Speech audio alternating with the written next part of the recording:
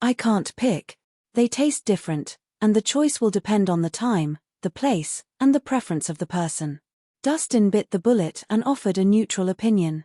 Me. You're really good at talking yourself out of situations. Dahlia rolled her eyes, but at least she stopped bugging him. No matter what, you have to pick the ribs. However, Natasha was more aggressive, supported by the confidence that she had Dustin wrapped around her finger. He could only smile without saying a word as he was drenched in cold sweat. Dear, come with me. I have something to discuss with you. After the heart-stopping lunch, Dustin was called to the side to talk by Natasha. Dahlia pretended that she was out for a casual stroll to eavesdrop. However, Natasha immediately noticed her plans and dragged Dustin into her car, keeping everyone out of their private discussion. Natasha, what do you want to discuss? He was curious. Natasha suddenly announced, I'll be honest with you, I might need to leave Swinton for a while. Leaving Swinton? Where to? He was taken aback. I'm going to my hometown in Millsburg. Her expression dimmed at the thought. I have some family matters to tend to. And I need to take care of it right away. What's the important matter? Do you need my help? He prodded cautiously. He knew that it must be a complicated matter because he rarely saw Natasha with a solemn face. It's fine. Just a private matter.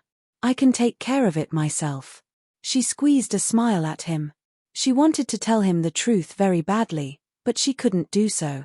Despite Dustin's outstanding martial arts skills, he was far from being able to take down the Grant family. As one of the tremendous three, the Grants were influential across the military, the government, and the business scene.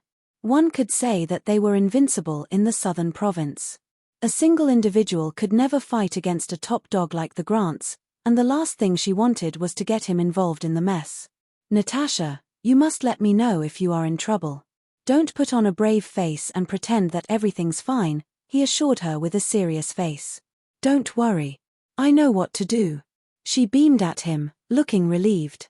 It was worth taking the huge risk on her own after seeing him get nervous for her. How long do you plan to stay in Millsburg? He asked her. I'm not sure. It could be as quick as 3 days, or as long as 7 days. Cool. I will call you in 3 days.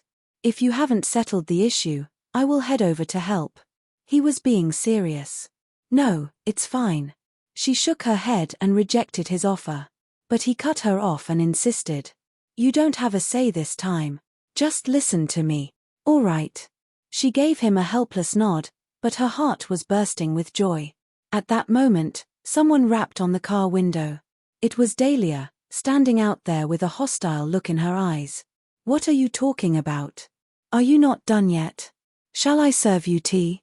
Dustin coughed awkwardly and smiled. I'll get out now. Then, he opened the door to leave. Wait.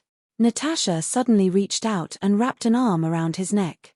Then, she gave him a kiss with her red lips. He let out a muffled moan and tasted the sweetness whirling in his mouth. His body stiffened, and his mind went blank. Did she pull the same trick again? This time, she was more bold and passionate. You. Dahlia glared at them and dragged Dustin out of the car. Feeling humiliated and angered, she yelled, Natasha Harmon, what are you doing? Not bad. He's getting better at kissing. Natasha licked her red lips, looking as though she wanted more.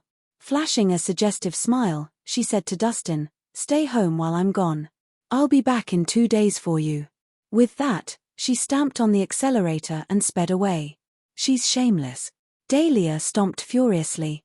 Too bad she could never get herself to imitate Natasha's behavior.